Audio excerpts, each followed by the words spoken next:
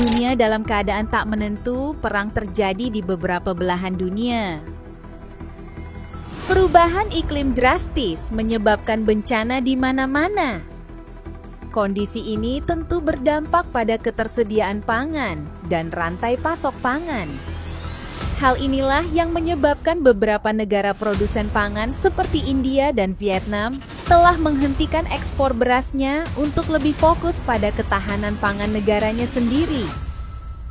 Lalu, bagaimana dengan Indonesia? Indonesia saat ini masih mengandalkan impor untuk memenuhi kebutuhan pangan, khususnya beras.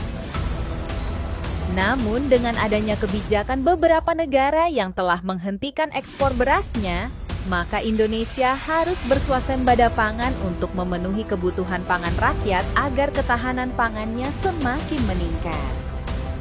Menurut Global Food Security Index, GFSI, 2022, skor ketahanan pangan Indonesia adalah sebesar 68,7.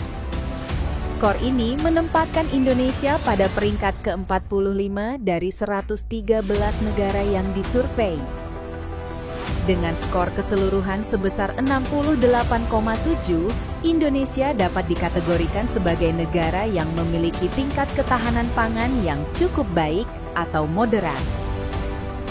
Ini berarti bahwa Indonesia memiliki beberapa kekuatan sekaligus kelemahan dalam hal ketahanan pangan, dan masih perlu melakukan upaya untuk meningkatkan ketersediaan, aksesibilitas, kualitas, dan keberlanjutan pangan di Indonesia. Untuk mengetahui kondisi ketahanan pangan Indonesia tersebut, perlu dilihat nilai dari masing-masing dimensi yang menyusun skor keseluruhan indeks. Skor ketahanan pangan Indonesia masing-masing dimensi pada GFSI 2022, yaitu 1. Ketersediaan pangan, Food Availability, dengan skor 74,3. Hal ini menunjukkan bahwa Indonesia memiliki ketersediaan pangan yang cukup baik dengan produksi pangan yang memadai dan impor pangan yang terjangkau. 2. Aksesibilitas pangan, Food Access, dengan skor 65,1.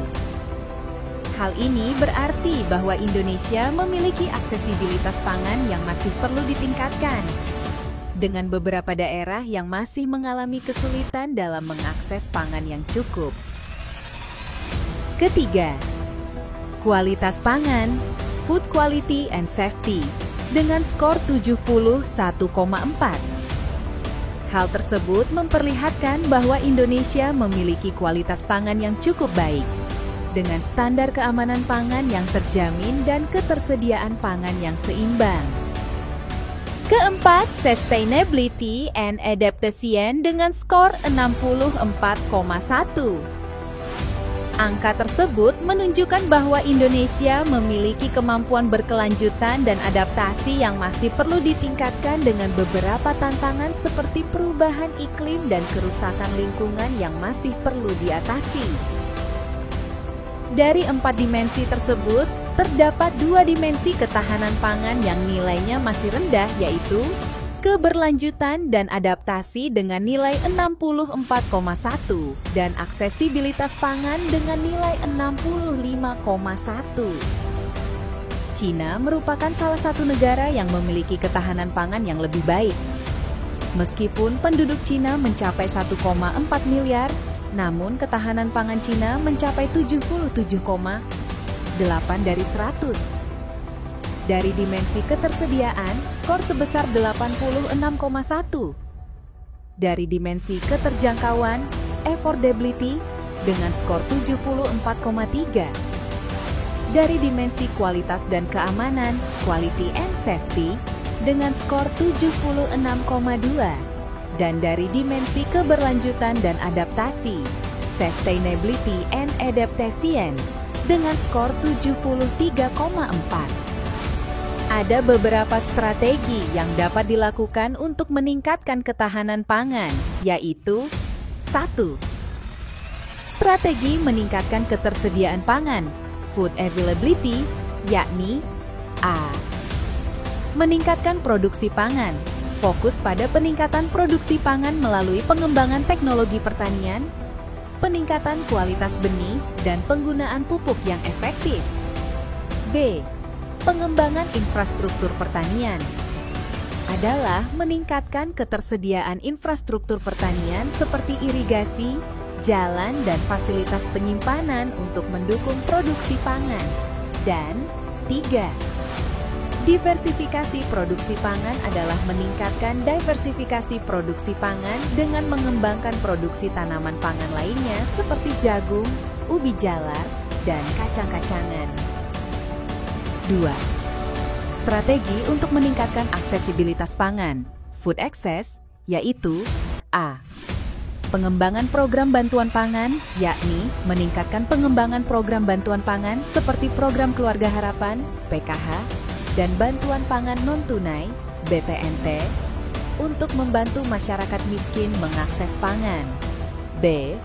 Pengembangan infrastruktur pemasaran, yakni meningkatkan ketersediaan infrastruktur pemasaran seperti pasar, toko, dan fasilitas penyimpanan untuk mendukung aksesibilitas pangan. C. Pengembangan sistem logistik, yakni meningkatkan pengembangan sistem logistik untuk mempercepat dan mempermudah distribusi pangan ke seluruh wilayah Indonesia. 3. Strategi untuk meningkatkan kualitas pangan, food quality and safety, yaitu A. Pengembangan standar keamanan pangan, yakni meningkatkan pengembangan standar keamanan pangan untuk memastikan kualitas pangan yang aman untuk dikonsumsi. B. Pengembangan sistem inspeksi dan pengawasan, yakni meningkatkan pengembangan sistem inspeksi dan pengawasan untuk memantau kualitas pangan dan mencegah penyebaran penyakit melalui pangan. Dan C. Pengembangan teknologi pengolahan pangan, yakni meningkatkan pengembangan teknologi pengolahan pangan untuk meningkatkan kualitas dan keamanan pangan. Dan 4. Strategi untuk meningkatkan keberlanjutan dan adaptasi, sustainability and adaptation, yaitu A.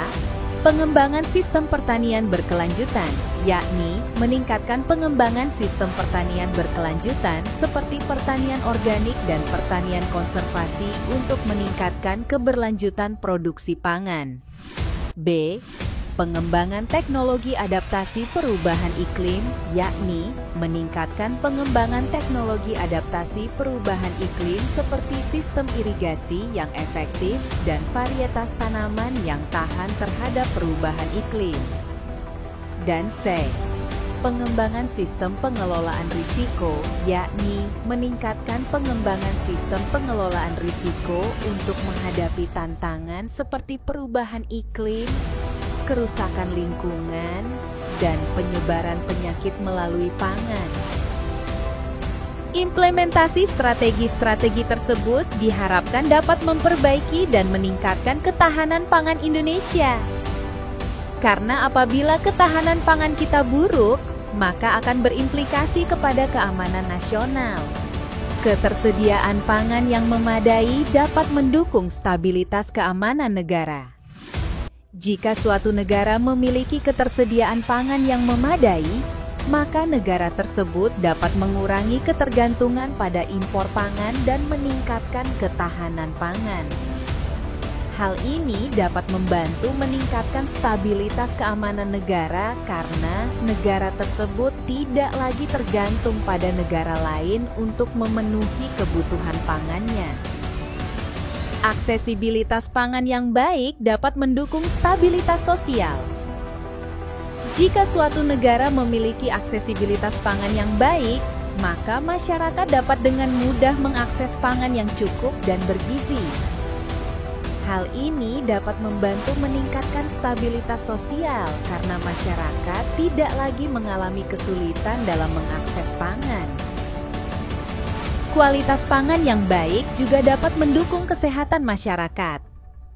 Jika suatu negara memiliki kualitas pangan yang baik, maka masyarakatnya dapat mengonsumsi pangan yang seimbang dan bergizi, sehingga dapat mendukung peningkatan kesehatan masyarakat dan mengurangi risiko penyakit. Apabila ada warga negara yang kelaparan, apalagi jika terjadi secara massal, maka akan dapat mengganggu stabilitas keamanan nasional. Hal ini sesuai dengan falsafah Jawa, yaitu wong warek pikiran jejeg, wong ngelih pikiran ngasih. Artinya, orang yang kenyang pikirannya akan baik, sedangkan orang yang lapar pikirannya tidak fokus, alias mudah berbuat yang tidak baik.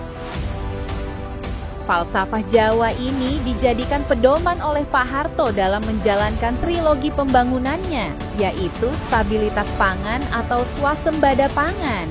Selama pemerintahan beliau, ketersediaan pangan sangat dijaga, bahkan pada tahun 1984, Indonesia pernah mencapai swasembada beras. Presiden Prabowo sepertinya meniru falsafahnya Pak Harto, yaitu ingin Indonesia dapat mewujudkan swasembada pangan. Karena jika ketahanan pangan meningkat, maka keamanan nasional juga akan stabil.